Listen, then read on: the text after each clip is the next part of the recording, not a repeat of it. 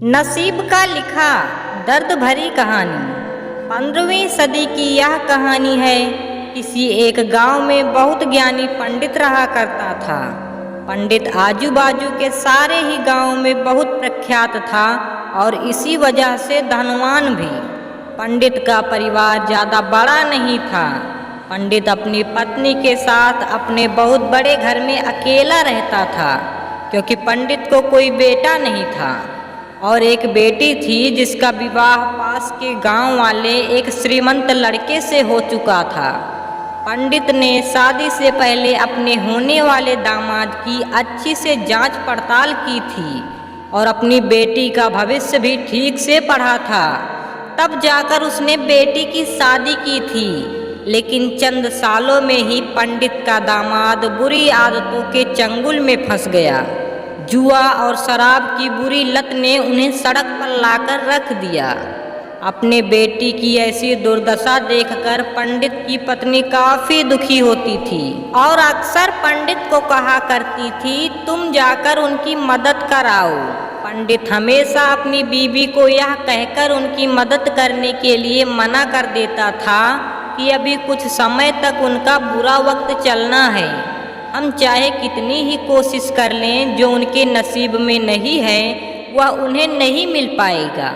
पंडित की ऐसी बातों से उनकी पत्नी काफ़ी दुखी हो जाया करती थी और मन ही मन में सोचती थी कि कैसा स्वार्थी पिता है, अपनी बेटी को इतने कष्टों में देखकर भी उसकी मदद करने के लिए मना करता है। आखिर भगवान ने जो इतना सारा धन धान्य दिया है उसका क्या करेंगे? हमें कोई और औलाद भी तो नहीं है, ले देकर एक यही बेटी है और उसके लिए भी कुछ नहीं करेंगे तो किसके लिए करेंगे? पंडित ऐसा नहीं सोचता था।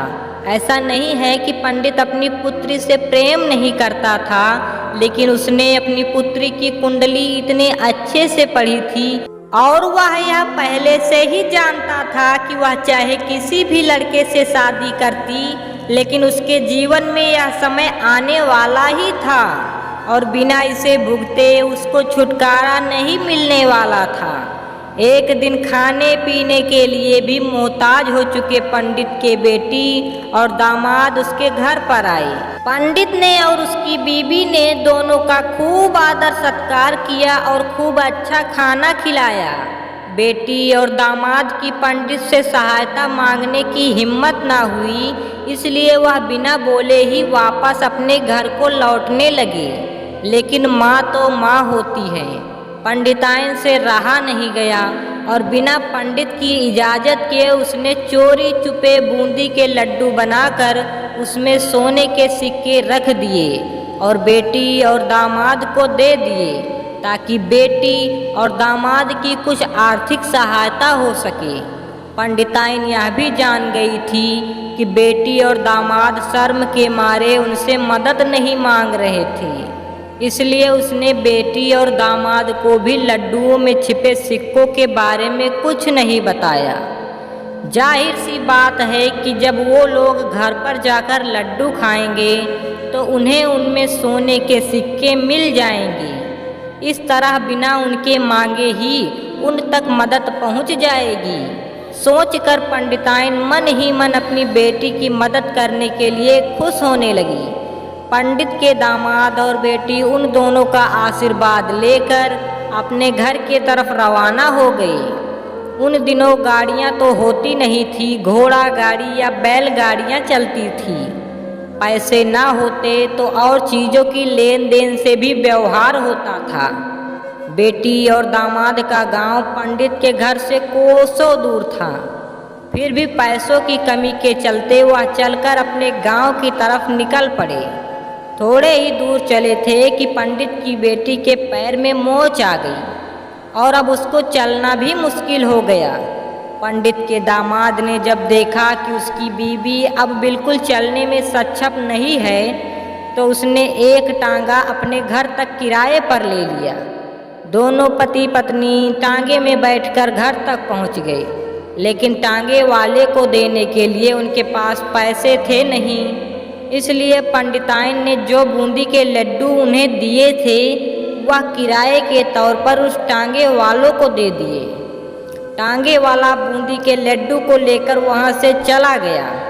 टांगे वाला अपने घर की तरफ जा रहा था, तब उसे एक हलवाई की दुकान दिखी।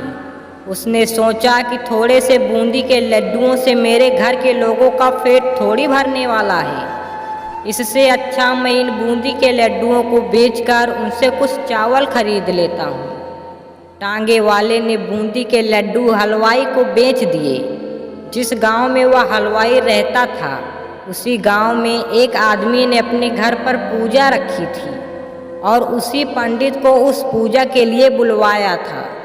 पूजा में लगने वाले प्रसाद के लिए उस आदमी ने उसी हलवाई से बूंदी के लड्डू लिए जहां पर उस टांगे वाले ने बेचे थे। हलवाई ने भी उस आदमी को टांगे वाले से खरीदे हुए लड्डू ही पहले दिए ताकि वह खराब ना हो जाए, क्योंकि वह नहीं जानता था यह लड्डू कब बने हैं। पूजा खत्म होने पर दक्षिणा और बूंदी के लड्डू लेकर जब पंडित अपने घर आया और खाना खाने बैठा तो प्रसाद में लाए बूंदी के लड्डे खाते वक्त लड्डू से सोने का सिक्का निकला। इस घटना को देखकर पंडिताइन की आंखों से आंसू बहने लगे।